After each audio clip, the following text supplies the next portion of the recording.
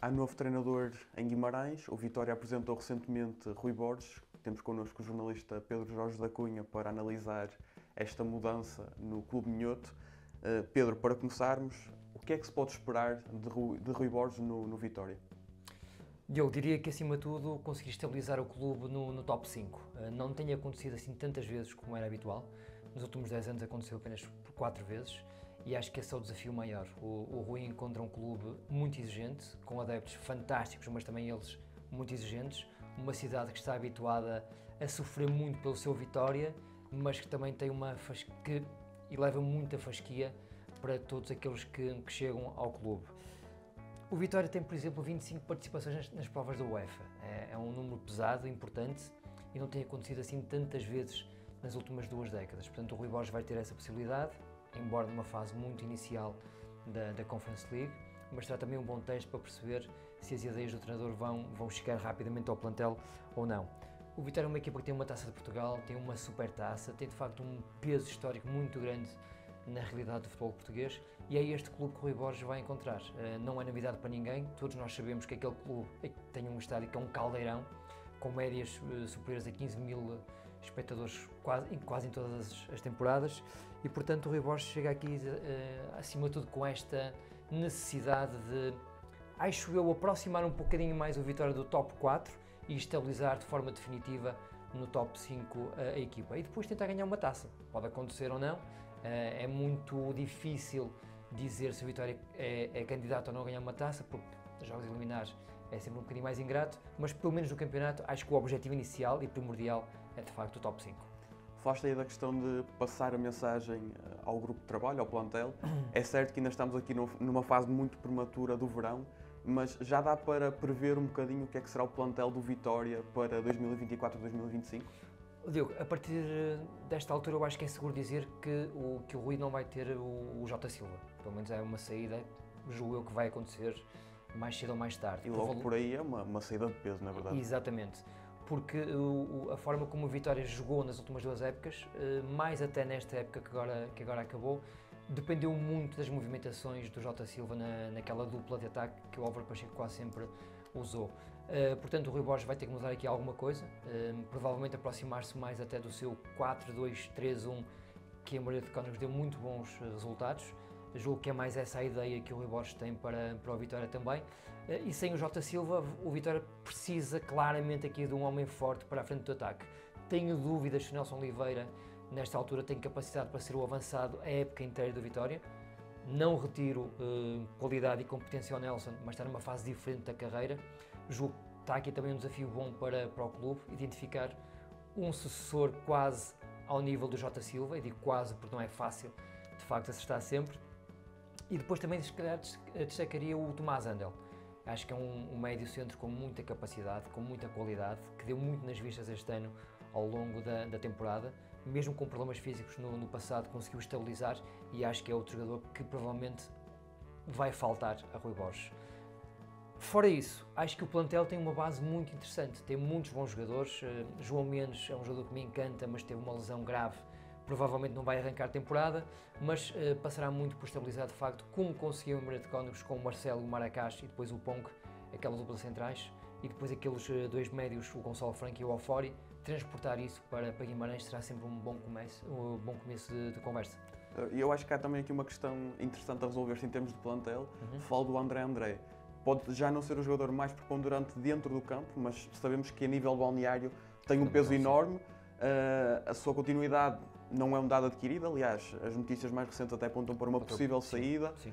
É também uma perda importante, caso se confirme? O Vitória é um clube de referências e, se nós olharmos para o passado, foi um clube sempre com nomes muito pesados, no bom sentido, dentro daquele balneário. Nedinga, por exemplo, conseguiu durante uma década transportar essa mensagem a quem chegava. Acho que o André tem tido um bocadinho esse papel nos últimos anos. É um jogador que se percebe que quer jogar ainda. É muito competitivo, não reage bem quando não joga, isso é fácil ver através da expressão facial do André, mas também era um dos jogadores com um salário mais alto dentro do balneário. E nesta altura, provavelmente, um salário já desadequado àquilo que oferecia desportivamente. Agora concordo contigo, acho que é importante ter jogadores como o André dentro do balneário do Vitória. Não haverá muitos como ele. Provavelmente Bruno Varela, que não é um jogador criado em Guimarães, poderá tentar desempenhar um bocadinho esse papel. Jorge Fernandes, olho para ele e revejo-me nele enquanto líder de balneário. É um jogador com passado também no Futebol Clube Porto, que sabe o que é ser vitoriano e jogar com aquele emblema, com aquela abraçadeira. Portanto, serão dois nomes para seguir com atenção, mas concordo contigo, André desempenhava um papel muito importante no balneário, um papel razoavelmente importante dentro de campo, e será um jogador que vai também fazer falta ao Rui Borges. E voltando aqui um bocadinho à questão do treinador, para quem não conhece Rui Borges, como é que o apresentas? Esta semana tivemos aqui o Gonçalo Franco a dar uma entrevista ao 00 e ele falou bastante sobre o Rui Borges e falou bastante bem. O Gonçalo dizia-nos que é um treinador que, acima de tudo, fez a diferença pela capacidade de gestão do grupo. Conseguia deixar os menos utilizados com a mesma disposição dos que jogavam mais vezes. Isso é muito importante no futebol profissional e não só. Nós sabemos que mesmo a nível amador ou segunda, terceira liga, um jogador que não joga normalmente não anda com a mesma cara do que aquele que joga. E quando encontras um treinador que tem a capacidade de pôr a mão no ombro, explicar porque é que aquele joga e aquele não joga, acho que é mais fácil esta capacidade de abrir as suas opções ao grupo de trabalho e explicar tintim por tintim porque é que joga o José e não joga o Paulo. Acho que o Rui Borges, por aquilo que nos passou o Gonçalo Franco, é um treinador que aposta muito nessa vertente emocional do balneário e depois, obviamente, é um treinador que taticamente, de forma estratégica, percebe muito bem onde ferir o adversário. O Moreirense era uma equipa que não morria agarrada a uma ideia. Ao contrário dos treinadores que passaram para a nossa Primeira Liga, que tinham ideias interessantes, mas depois não tinham um plano B. O Moreirense adaptava-se muito bem ao que os jogos pediam, exigiam, e acho que foi um dos segredos também do Rui Borges nesta sua passagem por Moreira de Cónegos. Portanto, eu diria que no Vitória Sport Clube será mais ou menos isto. Uma capacidade muito grande de gerir o balneário e depois uma equipa que vai ser moldável ao que os jogos vão pedir.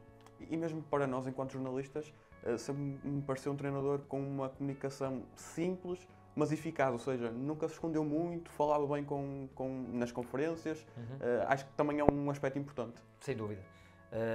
Nós, obviamente, preferimos um homem como o Rui Borges, que nos responde àquilo que nós perguntamos, do que aqueles treinadores que por melhor que seja a pergunta, e nem sempre são, também é verdade, mas que fogem agarrados aos lugares comuns.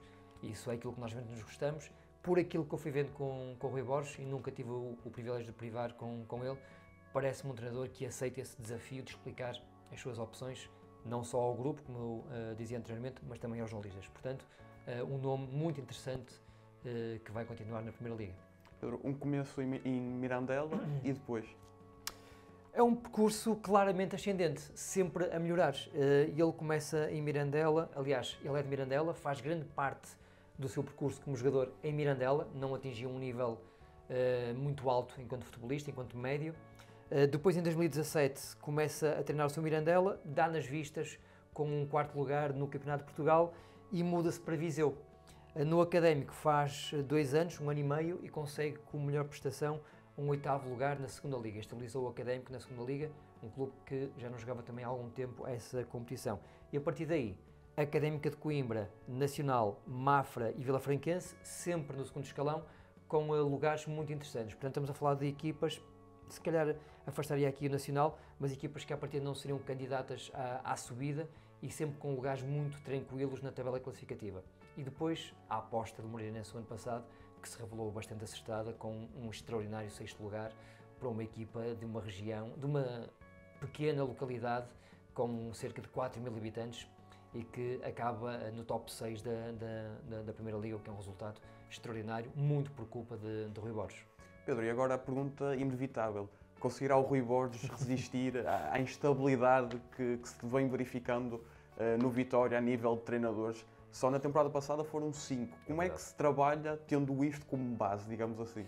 Até é difícil falar sobre isto porque, de facto, nós olhamos para o resultado final do Vitória e achamos que tudo correu bem, mas a verdade é que isso não foi verdade. Cada história tem uma explicação. O Moreno sai inicialmente porque não soube gerir emocionalmente a derrota na qualificação para a Conference League. Depois vem o Paulo Turra, que aliás ainda vem o João Aroso, que faz um jogo, um homem competente, que se calhar mereceria ter tido uma oportunidade mais séria a este nível. Depois chega o Paulo Turra, que se revelou um erro de casting, mas nesta altura, por aquilo que eu na altura apurei, o Vitória pretendia um Durão, alguém que chegasse ao balneário e impusesse de facto disciplina, regra, método. O Paulo Torres se calhar levou isso inicialmente, mas depois o futebol é muito mais do que isso, não é? E não conseguiu dar uma dimensão superior ao futebol do Vitória. Depois o Álvaro Pacheco, aparentemente era o casamento perfeito, aliás eu diria mesmo que era o homem perfeito para estar no Vitória. O perfil do Álvaro encaixa muito bem com o perfil da massa associativa e infelizmente nesta fase final houve a tal reunião com os dirigentes de um clube brasileiro.